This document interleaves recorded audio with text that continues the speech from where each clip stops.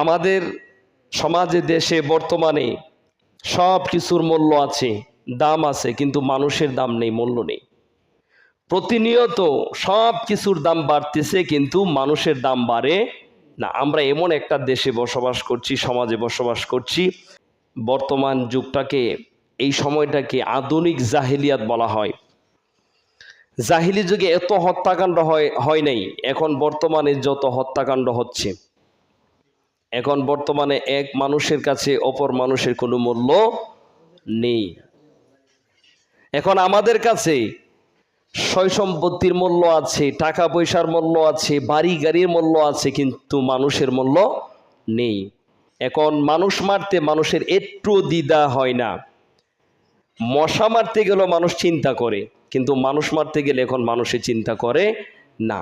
কিন্তু মানুষ এখন বর্তমানে মানুষের কাছে মানুষের কোনো মূল্য নেই। অথচ আল্লাহ রাব্বুল আলামিন মানুষকে সৃষ্টি করেছেন আশরাফুল মাখলুকাত হিসাবে।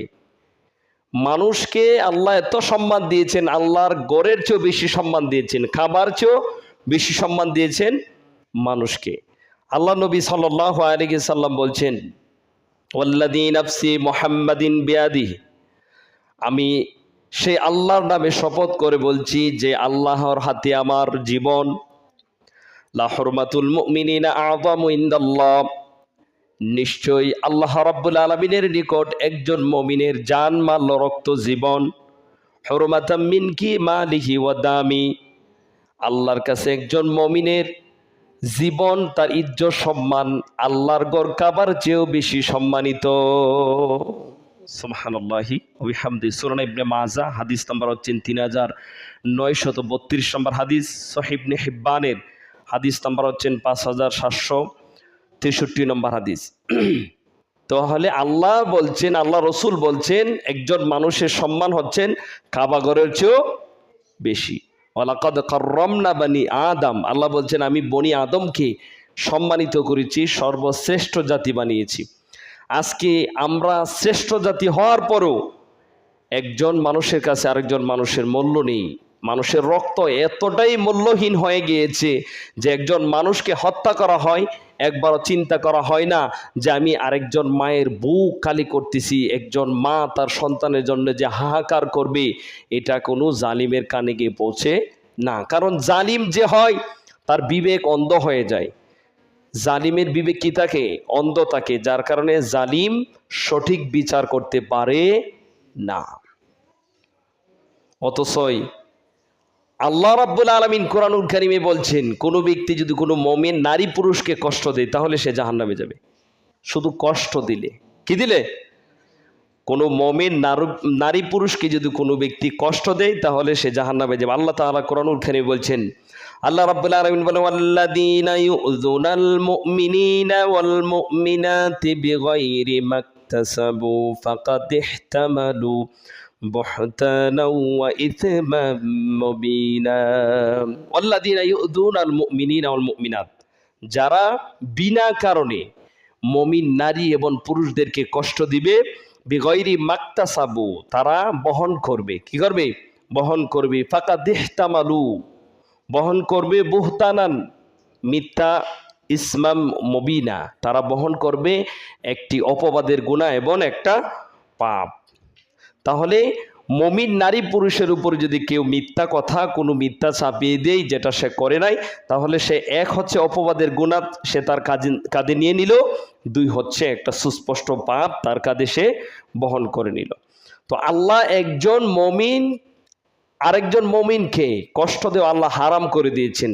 নবীজি মিম্বারে বসে বলছিলেন, ইয়া মাশারাল মুসলিমিন, হে মানব সম্প্রদায়, তোমরা যারা ঈমান এনেছো, এখনো যাদের ঈমান তোমাদের অন্তরে গিয়ে পৌঁছে নাই, তোমরা শুনো, লা তুযুল মুসলিম, তোমরা এক মুসলিম আরেকজন মুসলিমকে কষ্ট দিবে না। কারণ পৃথিবীর সমস্ত মুসলমানরা হচ্ছে একটা দেহের সমতুল্য, একটা দেহের মতন। দেহের এক জায়গায় কত যদি ব্যথা হয়, যেমন সারা শরীর ব্যথা অনুভব করে, ঠিক যদি কোনো মুমিনের কষ্ট লাগে, তাহলে কোনো মুমিন যদি কষ্ট পায় তাহলে অন্য মুমিনও সেই কষ্টটা কি করে? অনুভব করে। এটা আল্লাহ বলছেন। এরপর আল্লাহ রাব্বুল আলামিন সূরা বুরুজের মধ্যে আল্লাহ বলেন ইন্নাল্লাযীনা ফাতানুল মুমিনিনা ওয়াল মুমিনাতি সুম্মা লাম ইয়াতুবু ফালাহুম আযাবু জাহান্নামা ওয়া লাহুম আযাবুন হারিক। যারা মুমিন নারী এবং পুরুষদেরকে কষ্ট দিবে, যারা মুমিন নারী পুরুষদের উপরে জুলুম নিপীড়ন চালাবে, আল্লাহ বলছেন সুম্মা লাম ইয়াতুবু ফালাহুম আযাবু জাহান্নাম, যদি তারা মৃত্যুর আগে তাওবা করে না মরে তাহলে তাদের জন্য রয়েছে জাহান্নাম, ওয়ালাহুম আযাবুল হারিক, যন্ত্রণাদায়ক শাস্তি, যন্ত্রণাদায়ক আযাব। তাহলে আল্লাহ এখানে বলছেন মুমিন নারী পুরুষকে কষ্ট দেওয়া হারাম। আর এখন মুমিন নারী পুরুষকে তো মানে বিনা দ্বিধায় হত্যা করা হচ্ছে। কত মা, কত ভাই, কত আত্মীয় স্বজনকে দেখেন সন্তানের জন্য হাহাকার করছে। যার চলে যায় সে বুঝে ভাই হারানোর কি যন্ত্রণা।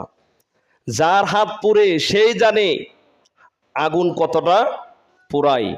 যার আপনজন, যার প্রিয়জন দুনিয়ার থেকে চলে যায় সে জানে প্রিয়জনের যন্ত্রণা কতটুকু, কত কষ্ট। কথা বুঝতে পেরেছেন?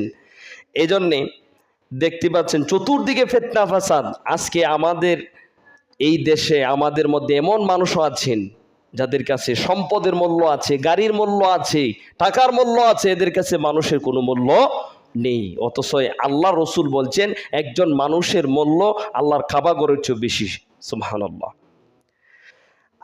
আল্লাহ রাব্বুল আলামিন কুরআনুল কারীমে বলেন, যদি কোনো ব্যক্তি বিনা কারণে কোনো মুমিনকে হত্যা করবে তাহলে তার জন্য রয়েছে জাহান্নাম।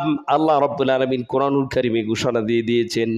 আল্লাহ তাআলা বলেন ওয়ামান ইয়াকুতুল মুমিনান মুতাআম্মিদান ফাজাযাউ জাহান্নাম, যে ব্যক্তি বিনা অপরাধে কোনো মুমিনকে হত্যা করবে, এটা কে বলছে?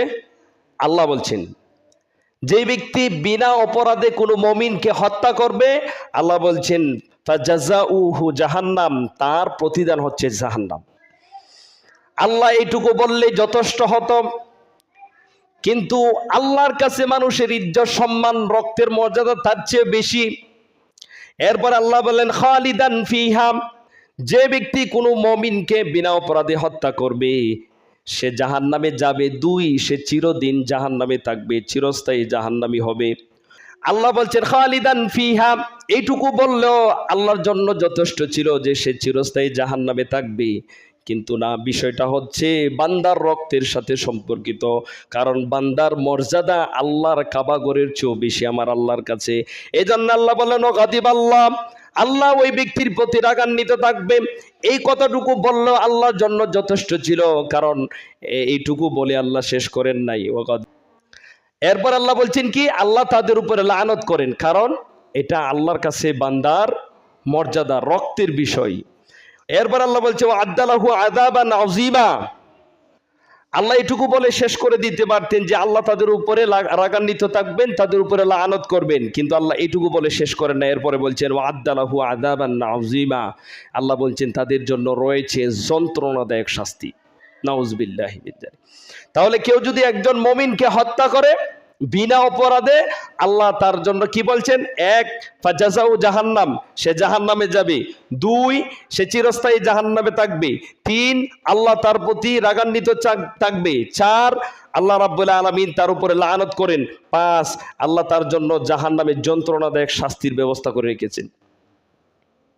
এটা হচ্ছে সূরা নিসা 93 নম্বর আয়াত।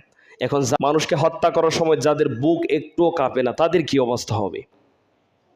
আপনারা দেখতে পাচ্ছেন চতুর্দিকে রক্তের বন্যা বয়ে যাচ্ছে। মানুষের কোনো মর্যাদা নেই। মশার মর্যাদা আছে, মাছির মর্যাদা আছে, কিন্তু আমাদের দেশে মানুষের কোনো মর্যাদা নেই।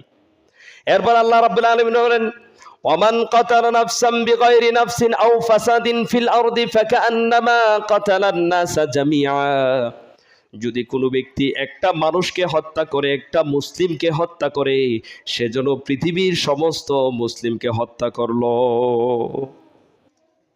একজন মানুষকে যদি কেউ হত্যা করে তাহলে আল্লাহ বলছে সে পৃথিবীর সমস্ত মানুষকে হত্যা করলো।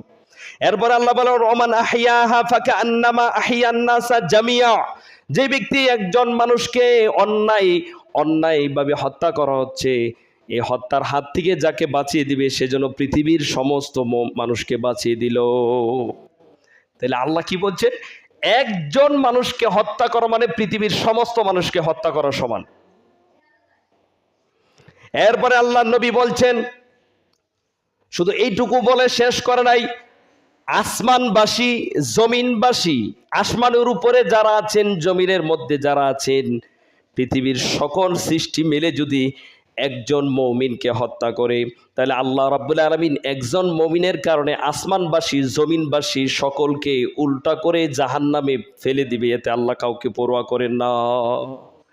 আল্লাহ নবী বলছেন, লাউ আন্না হালাস সামাই ওয়া হালাল আরদ ইশতারাকু ফি দামি মুমিনিন, আসমানবাসী, জমিনবাসী সকলে মিলে যদি একজন মুমিনকে হত্যা করেন, লাকাব্বাহুমুল্লাহু ফিন্নার, আল্লাহ সকলকে উল্টাভাবে জাহান্নামে নিক্ষেপ করবে। আল্লাহ কাউকে পরোয়া করেন না। শুধু একজন না, পৃথিবীর সমস্ত মানুষ মিলে যদি একজন মানুষকে হত্যা করে, আর একজন মানুষ হত্যার দায়ে আল্লাহ সকলকে উল্টাভাবে জাহান্নামে নিক্ষেপ করে দেবে, আল্লাহ কাউকে পরোয়া করেন না। এখন তো হাজার হাজার মানুষ মারা হচ্ছে, মানুষের মূল্য নেই। অথচ নবীজি বলছেন কিয়ামতের দিন আউয়ালু মা ইউকদা বাইনান নাস ইয়াউমাল কিয়ামাতি ফিদ্দামি, নবী বলছেন কিয়ামতের দিন সর্বপ্রথম রক্তের বিচার শুরু হবে। রক্তের বিচার দিয়ে